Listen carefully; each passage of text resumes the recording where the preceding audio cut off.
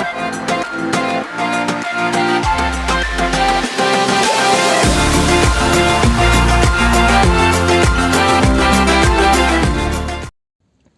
Friends, आज मैं आपके साथ करूंगा मैक्रो इकोनॉमिक्स का एक और टॉपिक जिसका नाम है ट्रांजैक्शन अप्रोच, और इसको फिशर्स इक्वेशन भी कहा जाता है। तो ये क्वांटिटी थ्योरी ऑफ मनी में फर्स्ट पार्ट आ जाता है। नेक्स्ट जो आएगा वो कैम्ब्रिज इक्वेशन आएगा, और सारे के सारे लिंक आपको डिस्क्रिप्शन में मिल जाएंगे। आपको इधर उधर सर्च करने की ज़रूरत नहीं है, सिर्फ आप डिस्क्रिप्शन पढ़ लेना, आपको सारे के सारे लिंक मिल जाएंगे। ठीक है, तो सबसे पहले शुरू करते हैं। ये जो फिशर्स इक्वेशन है ये इरविंग फिशर्स ने दी थी, तो मैं थोड़ा इंग्लिश और हिंदी मिक्स करके आपको समझाने की कोशिश करूँगा। और पेपर में जैसे आपने लिखना है, मैंने हूबहू वैसे ही लिखा हुआ है, तो आपको किसी और बुक को देखने की ज़रूरत नहीं पड़ेगी।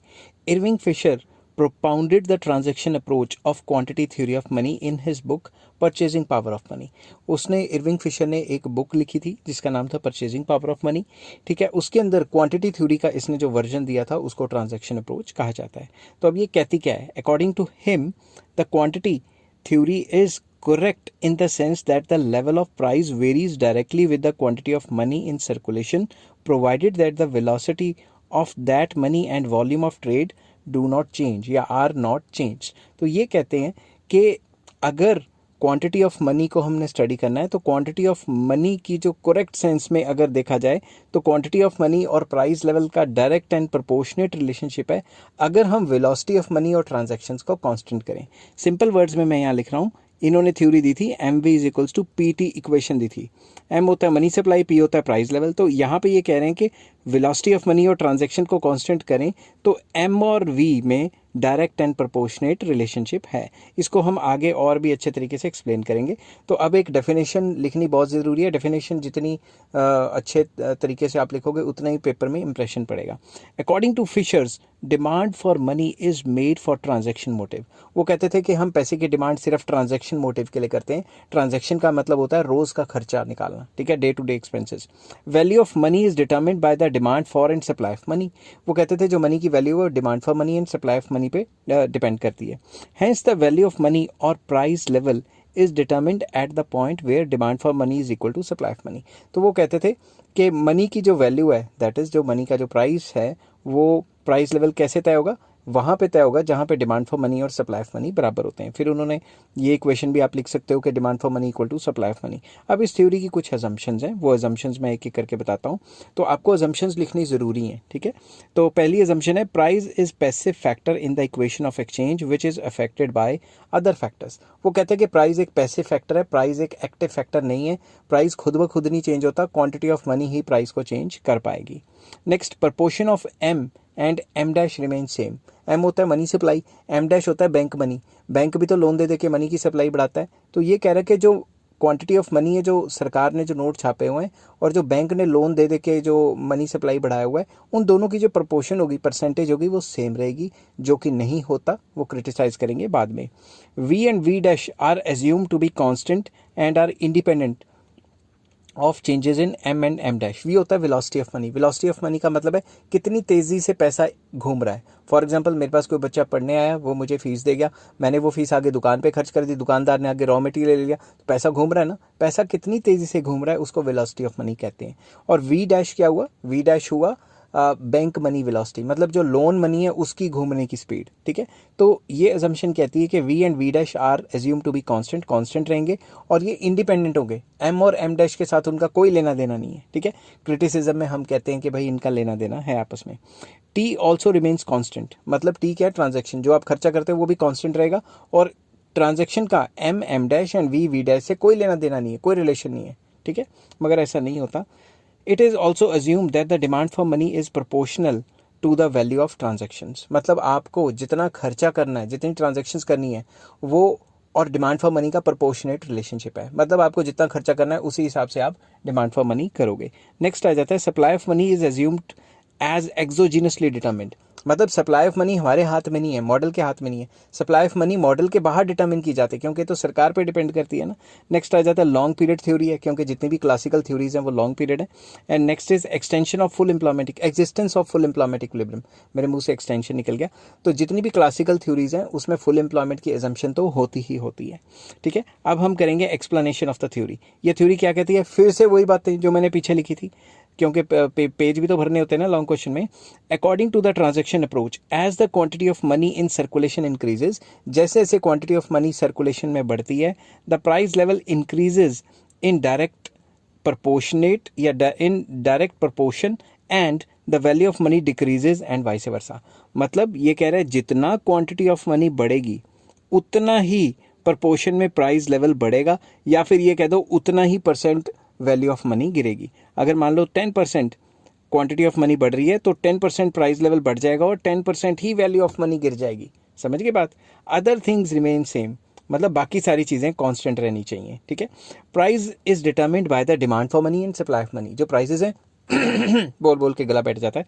The prices are determined by, जो demand for money and supply of money जहाँ बराबर होते हैं वहीं पे प्राइस डिटरमिन किया जाएगा।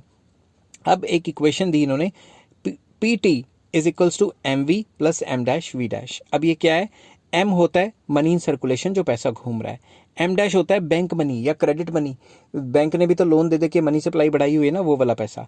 वी होता है वेलोसिटी ऑफ मनी, मतलब पैसे की घूमने की स्पीड। वी डैश होता है क्रेडिट मनी की घूमने की स्पीड, के मार्केट में जो लोन अमाउंट है वो कितनी तेजी से एक्सचेंज कर रहा है हैंड्स को, ठीक है। और ये जो पी होता है वो होता है प्राइस लेवल, और टी होता है जो टोटल वॉल्यूम ऑफ ट्रांजैक्शंस, जो भी आप खर्चा करते हो। तो ये जो पी टी साइड है ये डिमांड फॉर मनी साइड है, और ये जो M V plus M dash V dash ये साइड है, ये सप्लाई ऑफ मनी साइड है। तो इसको फर्दर मैंने एक्सप्लेन करने के लिए हेडिंग बनाई है supply of money. Supply of money depends upon two factors, that is quantity of money. Quantity of money में दो फैक्टर्स आ जाते हैं, एम एंड एम डैश। मैंने आपको पहले ही बताया, एम है मनी इन सर्कुलेशन और एम डैश है जो क्रेडिट मनी जो मार्केट में है, ठीक है। और जो मनी है एम, उसमें नोट और सिक्के आ जाते हैं, जो सरकार ने नोट और सिक्के छापे हुए हैं, और एम डैश क्या है, क्रेडिट मनी या लोन मनी, ठीक है।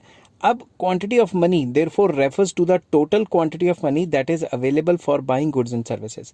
तो क्वांटिटी ऑफ मनी का मतलब होता है जितना भी टोटल पैसा है अवेलेबल है गुड्स एंड सर्विसेज को खरीदने का, चाहे वो लोन अमाउंट है, चाहे वो क्या कहते हैं सरकार का छापा हुआ पैसा है। According to Fisher's, money is meant to be used only as a medium of exchange and it is never held for store of value.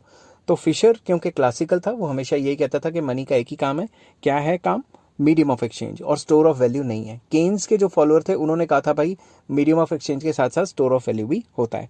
Accordingly all the money in circulation must be available for the purchase of goods and services. तो जितना भी पैसा ये सारा का सारा है वो गुड्स एंड सर्विसेज को खरीदने के लिए अवेलेबल रहेगा, क्योंकि लोग स्टोर तो करेंगे नहीं, सीधा मीडियम ऑफ एक्सचेंज कर देंगे, ठीक है। नेक्स्ट आ जाता है सेकंड, वेलोसिटी ऑफ मनी, ठीक है, क्योंकि जो सप्लाई ऑफ मनी है उसके पार्ट में ये वेलोसिटी ऑफ मनी भी तो होता है ना, वी वाला पार्ट, ठीक है। वेलोसिटी ऑफ मनी क्या होता है, velocity of money is the number of times a unit of money change hands during a specific time period.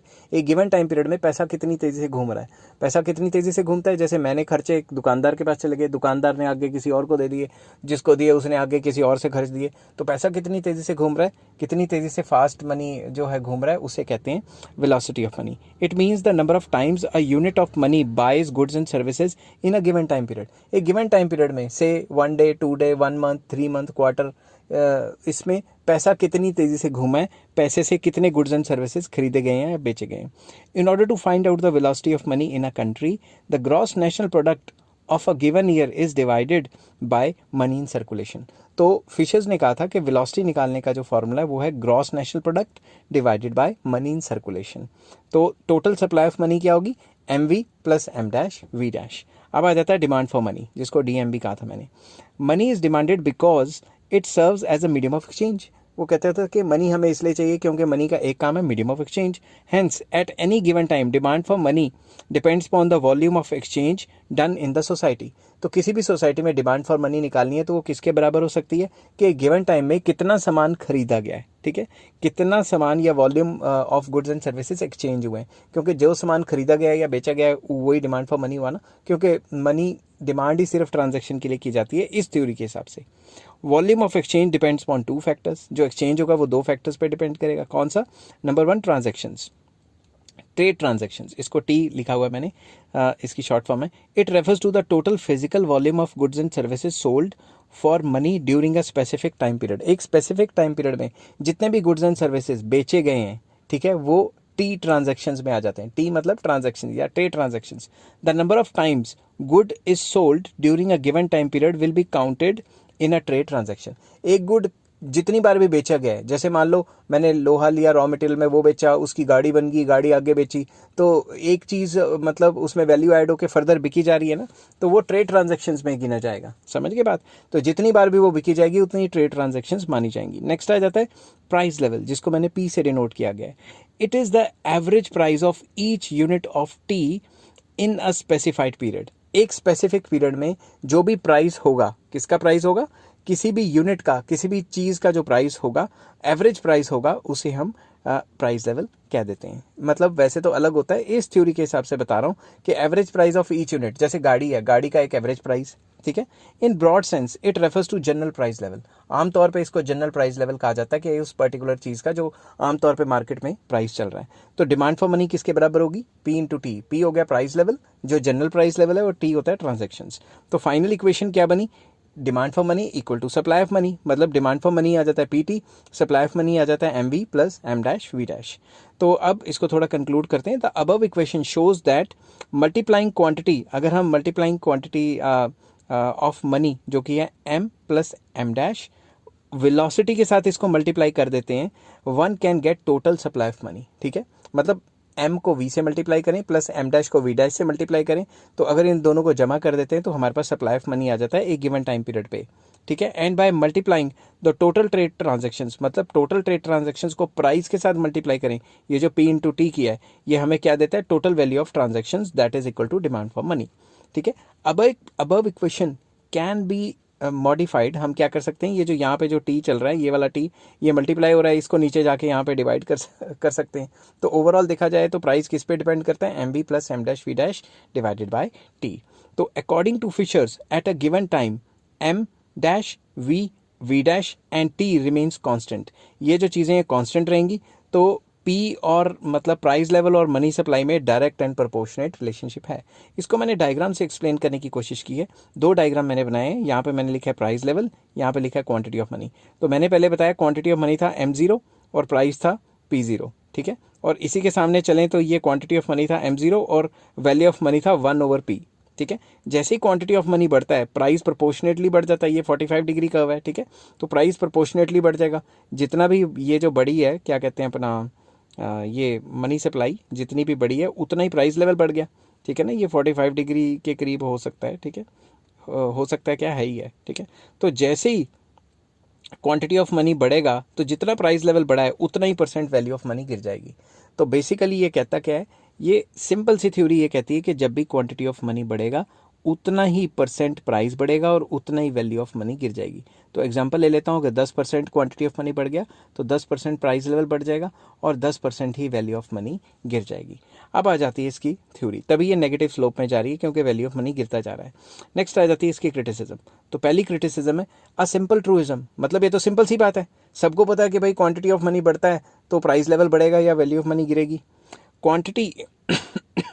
Quantity theory of money is a simple truism. It does not tell anything that people do not know already. ये कोई ऐसी चीज़ नहीं बता रही जो लोगों को नहीं पता। लोगों को तो पता है कि सरकारी नोट छापेंगी तो प्राइस लेवल बढ़ेगा। It tells us that the total amount of monetary expenditure of the buyer is equal to the total monetary income of the seller. मतलब जो भी बायर सामान खरीद रहा है, ठीक है, जो बायर सामान खरीद रहा है वो जितना पैसा खर्च कर रहा है उतना ही सप्लाई किसको हो रही है पैसे की? जो सेलर है, सेलर के पास पैसा आ रहा है। तो ओवरऑल देखा जाए तो बाइंग एंड सेलिंग बराबर है। तो ये जो दूसरी बात जो ये बता रहा है कि भाई सिर्फ जो है मीडियम ऑफ एक्सचेंज होगा, उसको भी नीचे क्रिटिसाइज किया हुआ है। और भी कई जो बातें ये बता रहा है वो सिंपल सी बातें हैं, उनमें कोई हार्ड एंड फास्ट रूल नहीं है। दूसरा आ जाता है unrealistic assumption. This theory is based on unrealistic assumption that price level is influenced only by the change in quantity of money. तो ये थ्योरी ये भी बताती है कि प्राइस लेवल सिर्फ क्वांटिटी ऑफ मनी के चेंज होने से होगा और प्राइस लेवल किसी चीज़ से चेंज नहीं होगा। अब देखो यूक्रेन के ऊपर रशिया ने हमला कर दिया तो पेट्रोल के प्राइसेस बहुत भाग गए, डीजल के, क्रूड ऑयल के, सबके प्राइसेस भाग गए। तो फिर क्वांटिटी ऑफ मनी ज़्यादा होने से थोड़े ना हुए, अदर फैक्टर्स की वजह से भी तो प्राइसेस चेंज हो सकते हैं ना। Other factors like V dash T are assume to be constant and do not influence the price level. वो कहता है जो अदर फैक्टर्स होते हैं वी डैश टी, ये सारे फैक्टर कांस्टेंट रहते हैं और इनका कोई लेना देना नहीं है प्राइस को चेंज करने में। In reality these factor never remain constant and change in them causes change in price level. इनकी वजह से भी चेंज आने से प्राइस लेवल में चेंजेस आता है। नेक्स्ट आ जाता है वेरिएबल्स आर नॉट इंडिपेंडेंट। इसने क्या कहा था, Fisher's assumption that M, M dash, V dash and T are independent variables and which is not true. ये सारे के सारे इंडिपेंडेंट थोड़ी ना। In real life one finds that these variables are not independent of each other. इनमें आपस में काफ़ी रिलेशन होता है, ठीक है। वो रिलेशन क्या होता है वो किसी और वीडियो में डालेंगे, ये वीडियो बहुत लंबी हो जाएगी नहीं तो एक वेरिएबल दूसरे वेरिएबल को असर डालता है, मगर ये थ्योरी एज्यूम कर रही है कोई असर नहीं डालता, तो इसको भी हमने बुराई कर दी। नेक्स्ट है लॉपसाइडेड। कैसे? According to critics this theory lays more emphasis on supply of money than the demand for money. ये थ्योरी क्या कहती है? ये थ्योरी कहती है कि सप्लाई ऑफ मनी बढ़ेगा, जितना मनी की क्वांटिटी बढ़ेगी उतना ही प्राइस लेवल बढ़ जाएगा, डिमांड की तो बात ही नहीं करता। By assuming demand for money as constant, Fisher's has dissolved the effect of demand on price determination. तो जब भी प्राइस डिटर्मिनेशन होगा वो डिमांड और सप्लाई दोनों की वजह से होगा। तो डिमांड तो उसने कह ही दिया कांस्टेंट है, ठीक है, डिमांड को तो चेंज करने को कह ही नहीं रहा वो, तो सिर्फ सप्लाई के चेंज करने से ही वो दिखा रहा है, तो इसलिए ये लॉपसाइडेड है या वन साइडेड है। नेक्स्ट आ जाता है price level is not a passive factor. जब भी हमने ये थ्योरी शुरू की थी उसमें एजम्पशन लिया था कि प्राइस लेवल एक पैसिव फैक्टर है, प्राइस खुद ब खुद चेंज नहीं होगा, एक्टिव फैक्टर नहीं है। बट इसको क्रिटिसाइज कर लेते हैं कि price level is an after as is an, यहाँ पे लिखना था price level is an active factor, मैंने यहाँ आफ्टर फैक्टर लिखा हुआ है, यहाँ लिखना था एक्टिव फैक्टर, ठीक है, कभी कभी स्पीड में हो जाता है। Is an active factor to change in price level, ठीक है। जो प्राइस लेवल है वो अपने आप खुद ब खुद नहीं चेंज होता। ये थोड़ी इंग्लिश उल्ट पुल्ट होगी क्योंकि मेरे को लाइन चेंज करनी पड़ेगी, तो सिंपल वर्ड्स में आप इसका ये कंक्लूजन लगा लो कि भाई प्राइस अब खुद ब खुद चेंज नहीं होता। प्राइस, ये थ्योरी कहती है कि सिर्फ क्वांटिटी ऑफ मनी प्राइस को चेंज करेगा, मगर इन रियलिटी प्राइस खुद ब खुद भी और फैक्टर्स की वजह से भी चेंज हो सकता है। नेक्स्ट आ गया applicable only in case of full employment. ये थ्योरी सिर्फ फुल एम्प्लॉयमेंट पे अप्लाई होगी। सारी की सारी क्लासिकल थ्योरियाँ फुल एम्प्लॉयमेंट पे बेस्ड हैं और उनको क्रिटिसाइज किया जाता है। Quantity theory of money is valid only under full employment situation, but according to Keynes economies may be in a situation of less than full employment, but असल ज़िंदगी में इकोनॉमीज में क्या होता है, अंडर एम्प्लॉयमेंट इक्विलिब्रियम होता है, ठीक है। तो फुल एम्प्लॉयमेंट की assumption तो यहाँ फेल होगी। नेक्स्ट आ जाता है it fails to explain trade cycles. Trade cycles क्या होता है? जो बिजनेस में अप्स एंड डाउन्स आते हैं, बूम, रिसेशन, डिप्रेशन, उसको ट्रेड साइकिल कहते हैं। मगर ये थ्योरी कहती है हमेशा डिमांड सप्लाई बराबर रहेंगी, तो ट्रेड साइकिल का तो कोई चांस ही नहीं है। This theory fails to explain why during depression prices do not rise despite increase in the quantity of money. ये थ्योरी हमें ये नहीं बताती कि भाई जब भी डिप्रेशन होता है, मार्केट में मनी सप्लाई ज़्यादा कर रही होती है सरकारें ताकि डिप्रेशन से डील किया जाए, तो जब भी डिप्रेशन होता है क्वांटिटी ऑफ मनी को बढ़ाया जाता है, फिर भी प्राइस नहीं बढ़ता, ठीक है। And why during boom period price rise even when quantity of money is less. तो अब बूम पीरियड पे जितनी भी सेंट्रल बैंक है वो क्या करते हैं, मनी सप्लाई को कंट्रोल करने की कोशिश करते हैं और क्वांटिटी ऑफ मनी को गिराने की कोशिश करते हैं, तब भी बूम पीरियड में प्राइसेस लगातार बढ़ रहे होते हैं। तो इस सिचुएशन को इसने एक्सप्लेन नहीं किया। नेक्स्ट आ जाता है इनकंसिस्टेंट। इनकंसिस्टेंट कैसे? Quantity theory seeks to find out total quantity of money by multiplying quantity of money with its velocity of money. मतलब एम और वी को मल्टीप्लाई करके आया था ना, तो टोटल क्वांटिटी ऑफ मनी को वेलोसिटी के साथ मल्टीप्लाई करेंगे तो आपको क्वांटिटी ऑफ मनी या सप्लाई ऑफ मनी का पता लगता है।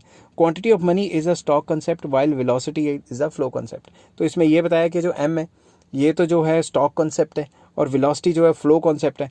हम टेक्निकली देखें तो ये इनकंसिस्टेंट हो गया कि एक स्टॉक के कंसेप्ट को आप मल्टीप्लाई करें फ्लो के कंसेप्ट से, तो इस पर भी बुराइयां कर दी, ठीक है ना। नेक्स्ट है it ignores the rate of interest. Rate of interest के चेंज होने से भी तो क्वांटिटी ऑफ मनी को इंक्रीज या डिक्रीज किया जा सकता है, जो इन्होंने टोटली इग्नोर कर दिया है। Quantity theory ignores the effect of rate of interest on prices, कि प्राइजेस पे रेट ऑफ इंटरेस्ट का क्या असर पड़ेगा। According to Keynes the conclusion of the theory that there is a direct relation between the quantity of money and price level is wrong। तो ये कहता है, ये थ्योरी जो कंक्लूड करती है कि प्राइस और क्वांटिटी ऑफ मनी में जो डायरेक्ट एंड प्रोपोर्शनेट रिलेशनशिप है, ये गलत है। As a matter of fact change in quantity of money affects rate of interest and change in rate of interest brings about changes in the price level. तो Keynes कहता है कि जब भी रेट ऑफ इंटरेस्ट में change आता है, ठीक है, रेट ऑफ इंटरेस्ट में चेंज आता है तभी प्राइस लेवल में चेंज होता है, ठीक है। तो वो कह रहे हैं डायरेक्ट प्राइस लेवल में चेंज नहीं होता, सबसे पहले क्वांटिटी ऑफ मनी में चेंज होता है। अब अगर क्वांटिटी ऑफ मनी ज़्यादा हो जाएगी तो क्वांटिटी ऑफ मनी का जो प्राइस लेवल है, प्राइस जो है पैसे का प्राइस क्या होता है, rate of interest, rate of interest गिर जाएगा। रेट ऑफ इंटरेस्ट के गिरने से लोग सामान ज़्यादा खरीदना शुरू कर देंगे लोन ले लेके, उससे फिर प्राइस लेवल बढ़ जाएगा। Hence the relation between quantity of money and price level is indirect and not direct, जैसे इसने डायरेक्ट कहा हुआ है। And last point, difficult to measure velocity of money. हमें कैसा पता आ रहा है वेलोसिटी ऑफ मनी कितनी होगी, ठीक है ना। वेलोसिटी ऑफ मनी का इसने सिंपल सा फार्मूला तो दे दिया, मगर इतना सिंपल तो है नहीं। अब मान लो किसी बच्चे ने मुझे फीस दी पढ़ने के लिए, मैंने वो आगे खर्ची नहीं खर्ची, किसको क्या पता कि खर्ची नहीं खर्ची, ठीक है ना। It is extremely difficult to measure the velocity of money in Fisher's equation. Fisher's equation में इट इज़ वेरी डिफिकल्ट कि हम ये वेलोसिटी ऑफ मनी निकालें। How many times a unit of money changes hands in a given time period is not possible to calculate। हमारे लिए ये possible नहीं है कि हम ये देखें कि किसी बच्चे ने मुझे पैसे दिए या मैंने किसी और को दिए, उसने आगे खर्चे नहीं खर्चे, कितनी तेज़ी से खर्चे। ये बड़ा मुश्किल कंसेप्ट है, ठीक है। आई होप ये वीडियो आपको पसंद आई होगी। अगर पसंद आई है तो please like share and subscribe. कभी कभी स्पीड में लिखते हुए एक आधा वर्ड मिस्टेक हो जाता है, तो आप उसको दरकिनार कर देना और थीम देखना कि मैं जो समझाना चाह रहा हूँ आपको वो समझ आ रहा है कि नहीं आ रहा। इस चैप्टर के बाकी लिंक्स आपको डिस्क्रिप्शन में मिल जाएंगे, बाकी थ्योरीज भी मिल जाएंगी, तो आप अच्छे से डिस्क्रिप्शन पढ़े, उसमें सारी डिटेल मिल जाती है। Till then take care, have a nice day.